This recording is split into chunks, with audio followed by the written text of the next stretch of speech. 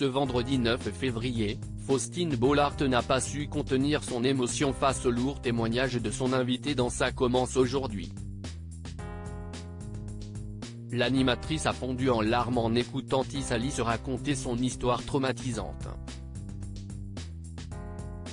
La semaine spéciale vacances qui tourne au cauchemar s'achève en sanglots.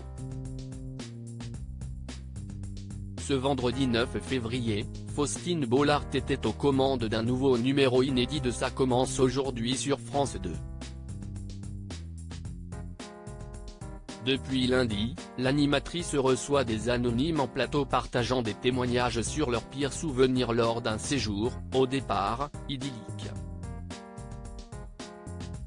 Isali, 18 ans, a fait le déplacement avec sa maman, Manu, pour évoquer la mauvaise rencontre qu'elle a faite à l'âge de 15 ans, et le terrible drame qui en a découlé.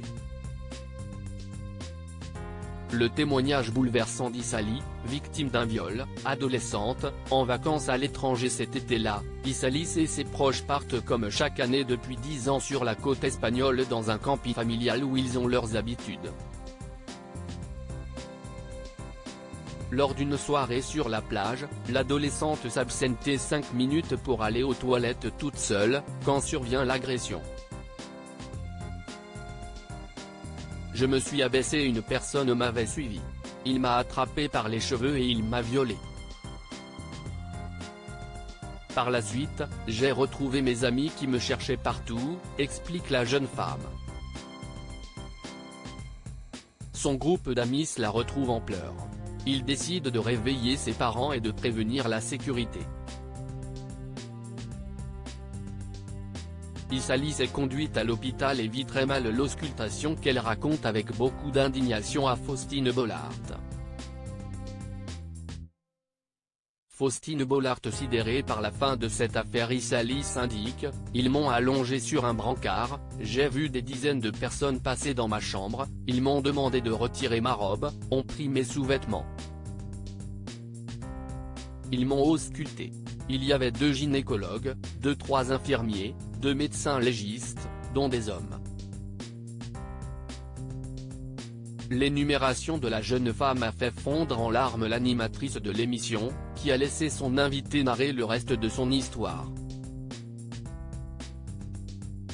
Pour moi, si est surhumain de faire ça, d'avoir un examen gynécologique, les 2 pattes en l'air. Je venais de me faire violer et tout le monde était en train de regarder mon corps. Pour moi, ce n'est pas possible, on ne peut faire ça à quelqu'un, martèle l'étudiante originaire de Loire-Atlantique.